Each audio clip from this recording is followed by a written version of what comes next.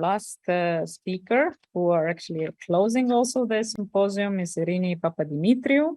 She's curator and cultural manager, and actually she has so many roles that my list are pretty long, and very active in curating digital art formats. But currently she is the creative director at Future Everything in Manchester. I met her while she was at the V&A, Victoria Albert Museum in London, as digital program manager, where she initiated and also curated while she was there Digital Design Weekend Festival and also Digital Futures. She's also a head of New Media Arts department at Watermans in London. And this year, she has curated an amazing exhibition in Athens, Plasmata, Bodies, Dreams, and Data, and Prior, that you and AI through the algorithmic lens for the NASIS Foundation. Irini, are you ready? Please, we are waiting for your presentation. Welcome. Yeah, thank you so much, Barbara. It's great to be here. I hope you can see my screen, and thank you so much for taking us into that amazing tour as well. I'm looking forward to take a walk into in the island forest. So yeah, thanks so much for your kind introduction. So as Barbara said, I'm currently a creative director at Future Everything in Manchester, which is a non-profit arts organization that was mainly known as being a festival many years ago. But we're currently working on a year-round program.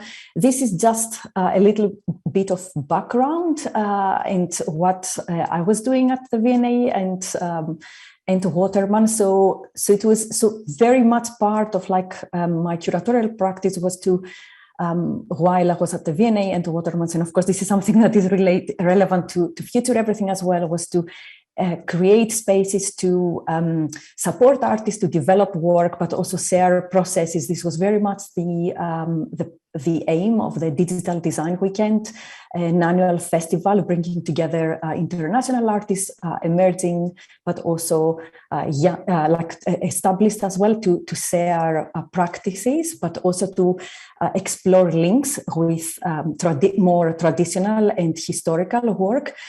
This is just like some snapshots of work that happened there from the artificial intelligence exhibition, which was the last one that I curated before leaving the V&A. And you can see Kate Crawford and Vladan Yoller's The Anatomy of an AI System, also pattern recognition, Alexander Waitley's and Memo Acton's collaboration was presented. I think it was in 2017, if I remember well.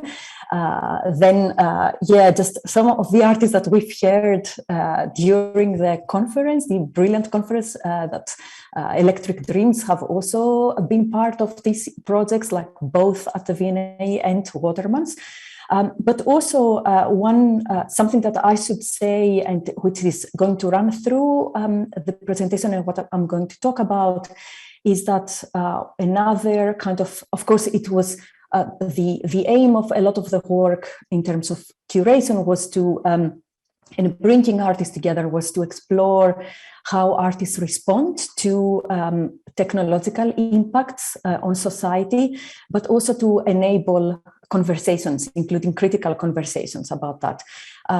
But very important was like the fact that a lot of this was moving away from simplified statements saying that, oh, AI or technology is bad or is good, and to kind of try to understand deeper layers and connections between different things and fields, for example, from species to machines to resources, environment, etc., and what stories we tell about this.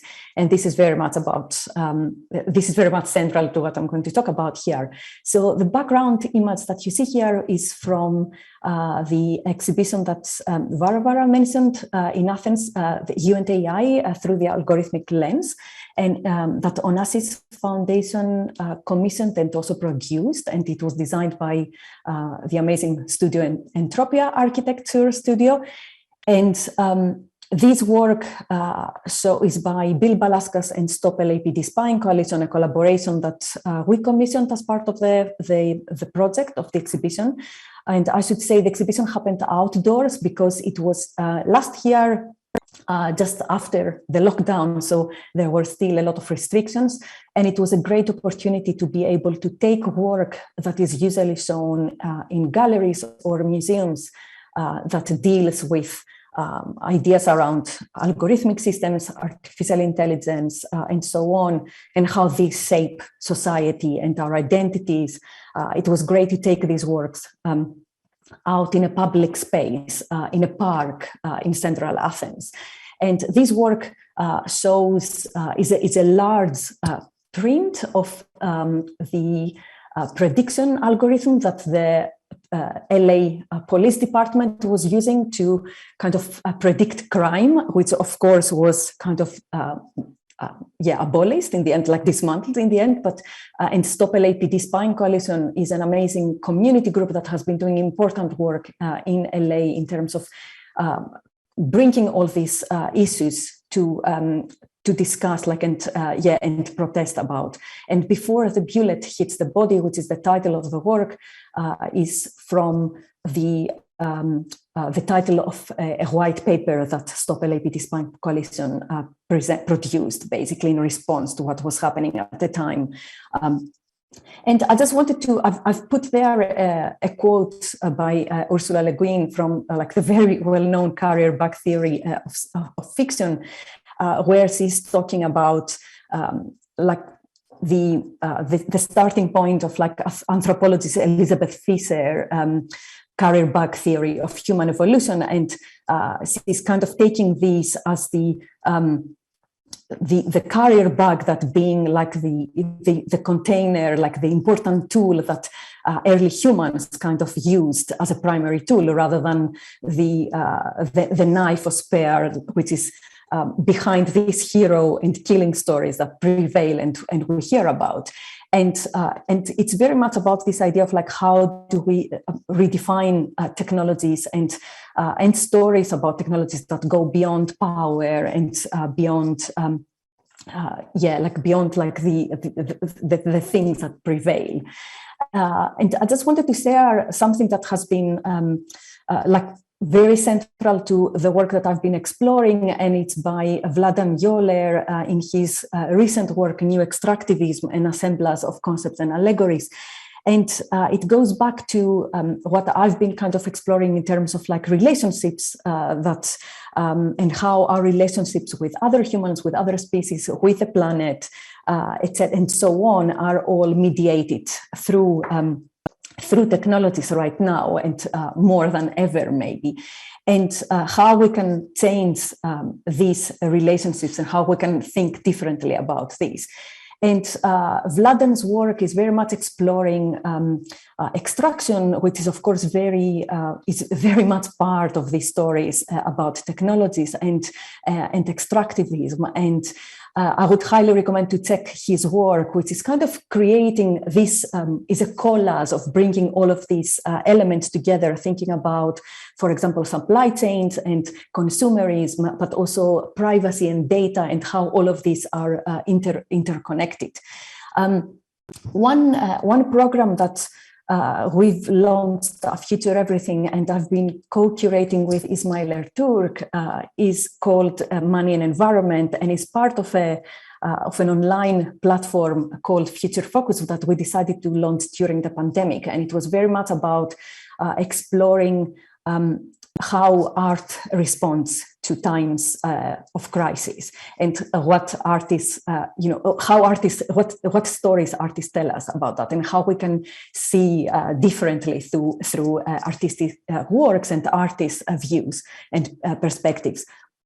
And this is very much kind of linking to what Vladan has been talking about in terms of extractivism, but also this is kind of like something that a reminder actually that not much has changed in terms of extractive relationships when we talk about power and technology and what happens now with what happened in the past. And what you see on the illustrations here is the one image from Potosi, which is basically, it was founded as a mining town in 1546.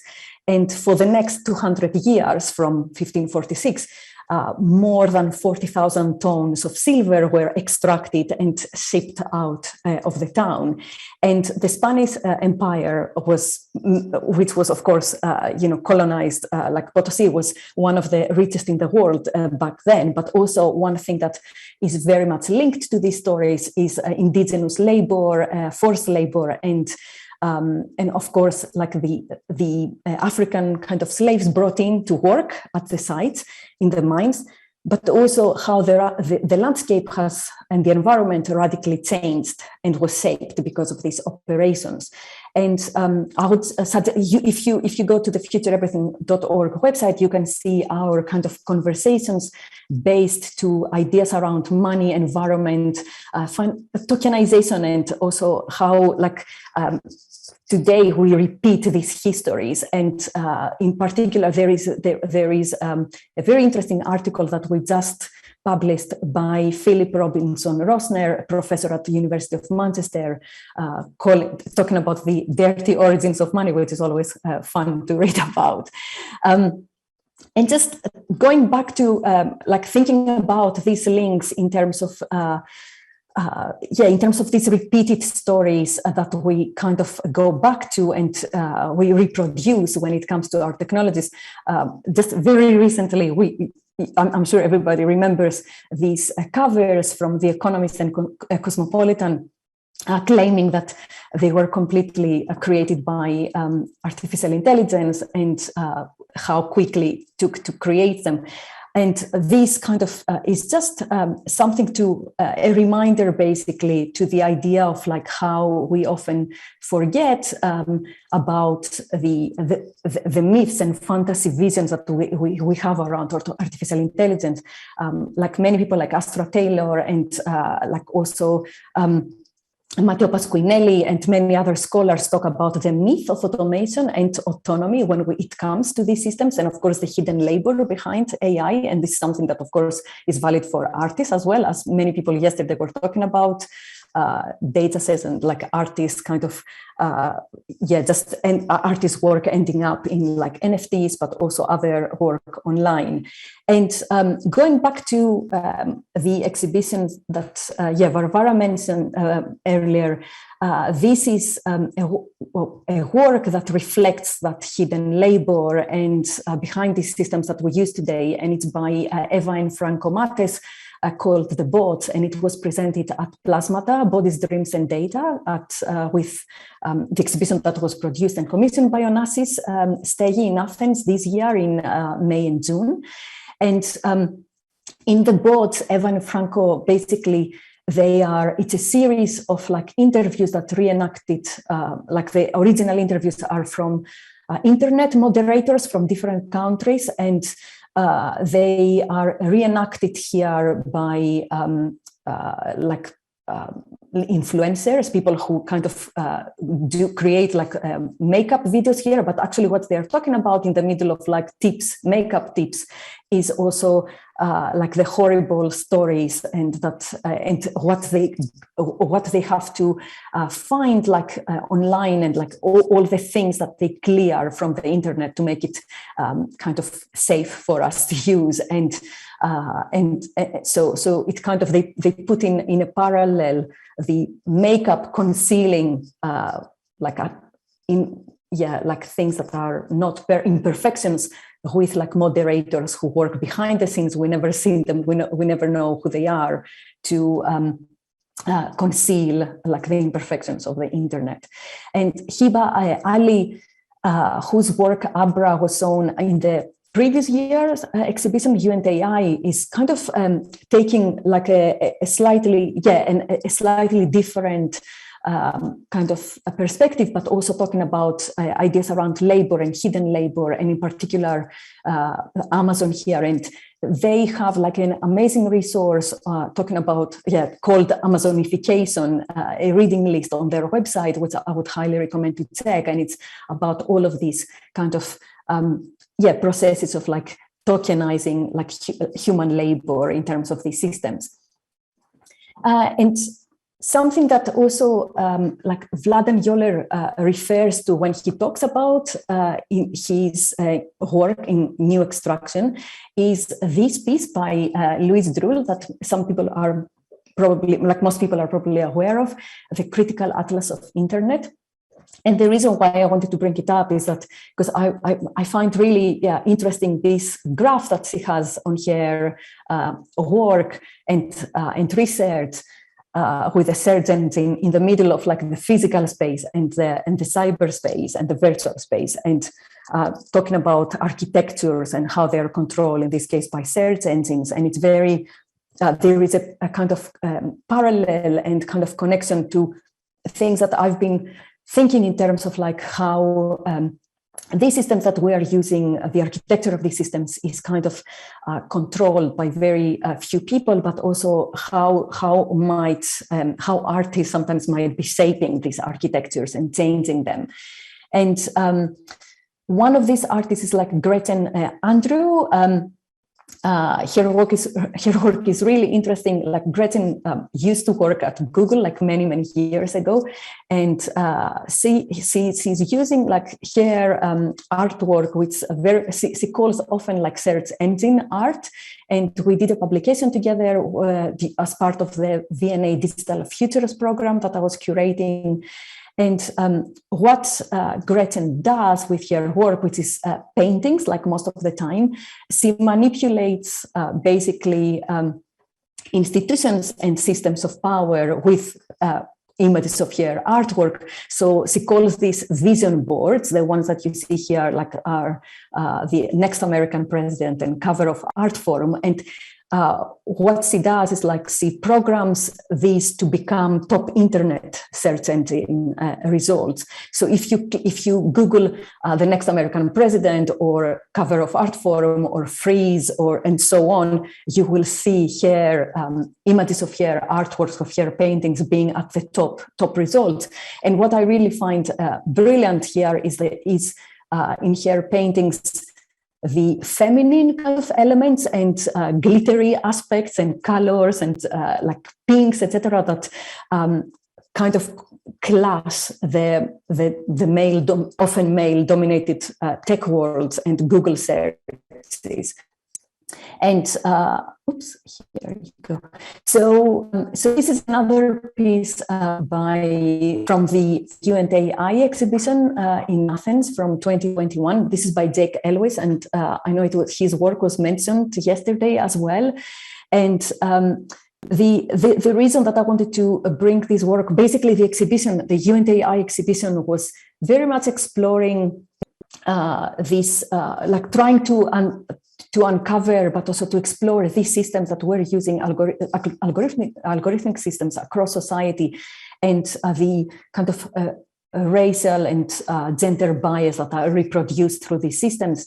And what Jake is doing with his work is like he's kind of injecting queerness and queer data sets into like machine learning, and something that data sets that are usually totally absent. And so what we usually have, like, so these phases would be kind of totally absent from machine learning systems. So he's querying the data set, and this is an ongoing project that he's been doing, and we installed it in the middle of the park alongside the other works. And as Alexander Monia in his recent publication, The Digital Closet, argues about, is basically it's these worlds and these systems, and including the internet, have been, what we see is that they are becoming they're becoming straight and suppressing everything else that is outside what they think as the norm or like binary.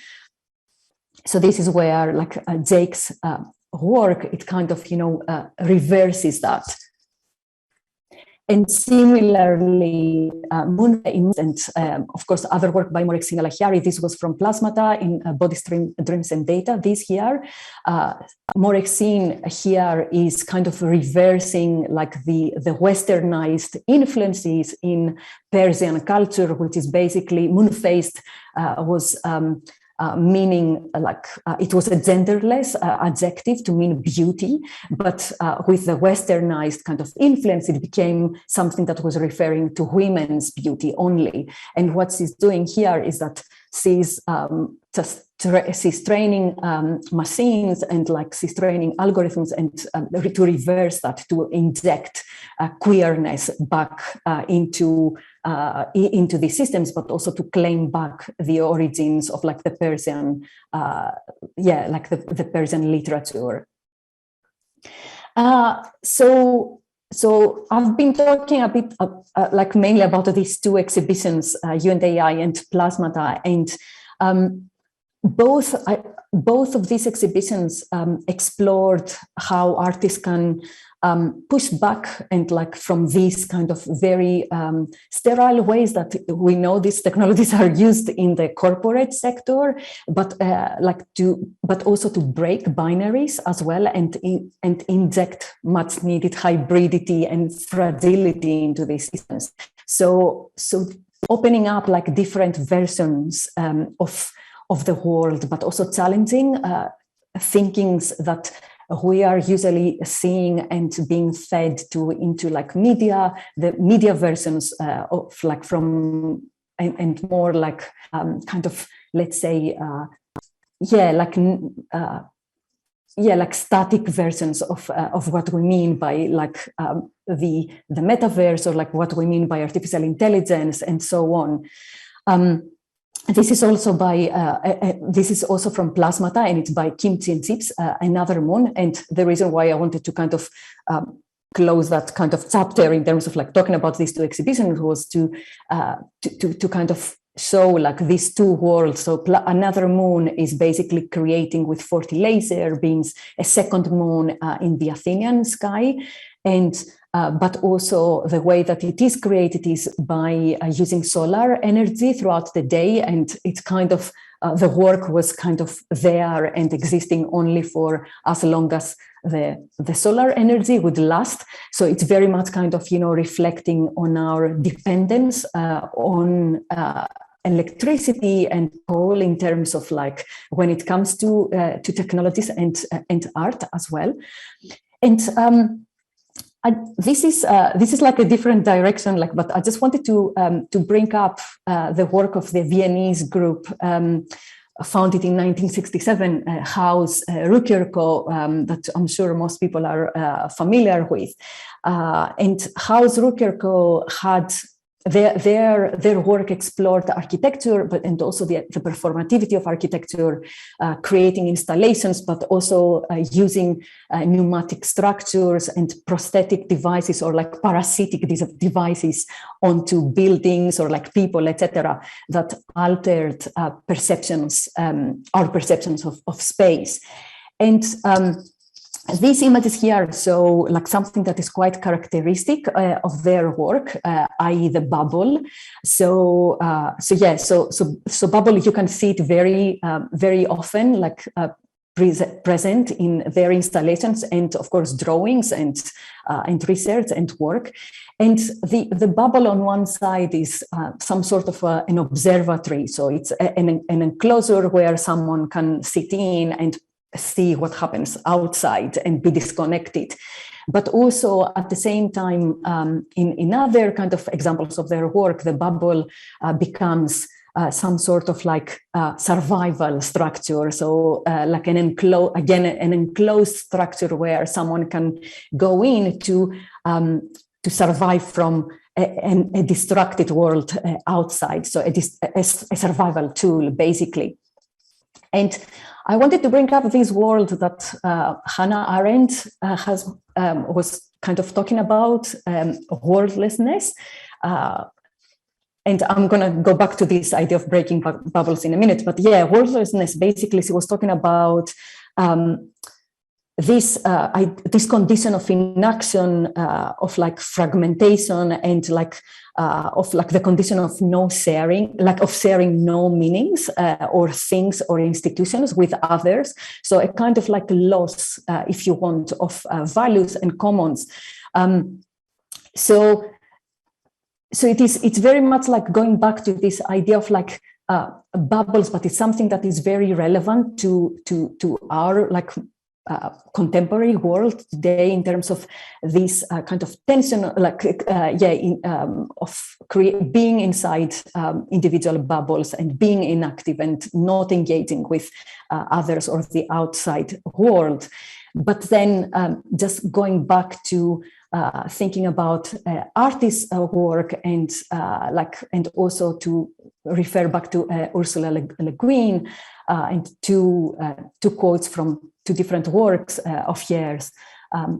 What I'm like thinking about in terms of like when I collaborate with artists, but also like the reason why I mentioned all of these works is the need to think about technology as in Ursula Le Guin's words as a carrier bag and as a container for telling collective stories and ideas.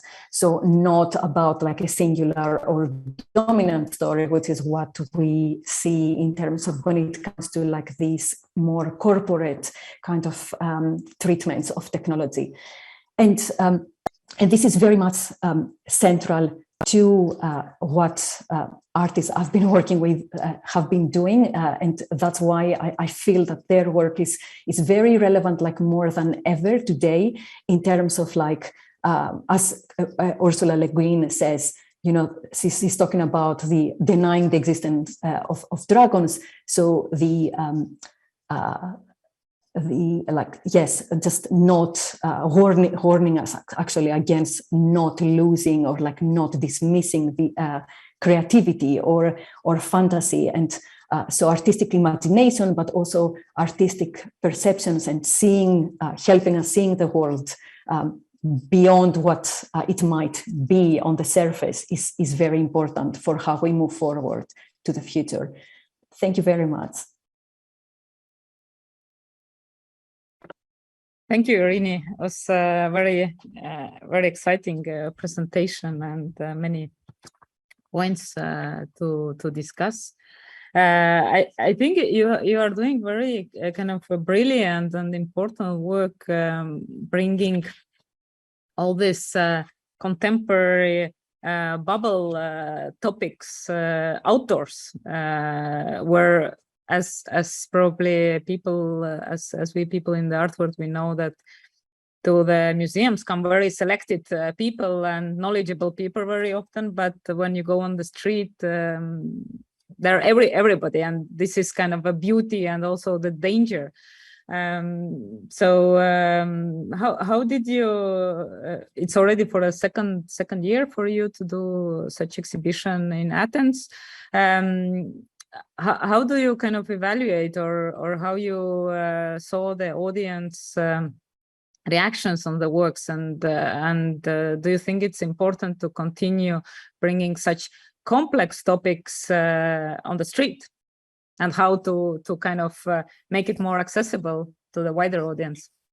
Yeah, definitely. I mean, it was so obviously it was a decision that Onassis Foundation took to take the exhibition outdoors because of the pandemic in last year, and it was a really I guess it was a bit of an experiment back then, but then the great kind of response meant that that's why they decided to stage another exhibition this year.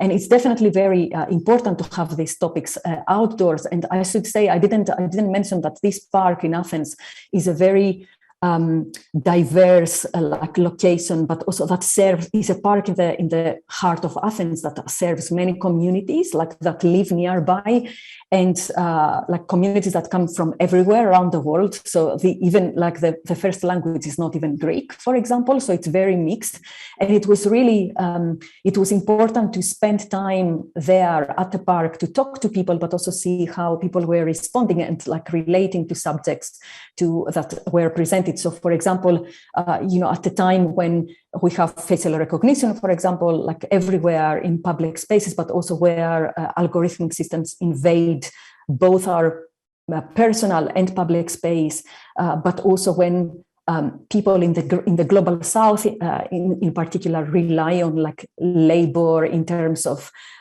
just behind these systems, for example, like moderation or like data kind of sorting or analyzing, etc.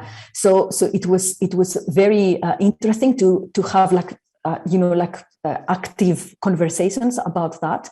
In terms of evaluating like how people respond, this is something that obviously Onassis Foundation had team members like in the site the whole time. It was for 6 weeks, the exhibition. We were present as well from Future Everything, and it was and it was just seeing like the interactions that was really, really important. But of course there were one-to-one kind of conversations as well, and opportunities to discuss like what was happening there. And the exhibition this year was kind of it was a sort of a follow-up from last year's one, which was focusing on like how our perception of the world is changed through algorithmic systems like that are kind of bricks in society and creating like new bureaucracies in a way, and how and this year it was very much focusing on bodies and like identities and hybridity in like and how these are like kind of shaped in terms of like technological worlds.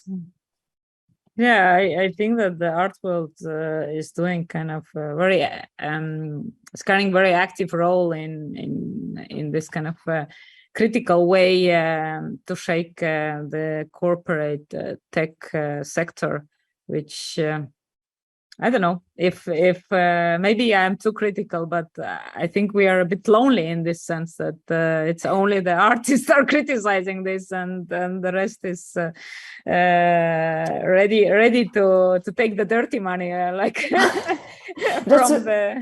That's really interesting what you're saying, because sometimes I think there is also the wrong perception that artists need to do the heavy lifting work and kind of show us like the other side, and also there's a lot of responsibility in terms of artists to kind of present like these difficult conversations and difficult subjects sometimes, but I think that's another reason for like being the importance of taking these discussions and work and exhibitions outside of the more traditional kind of art venues. And not just, and of course, thinking about public space and like the importance of public space. And that goes back to this, to this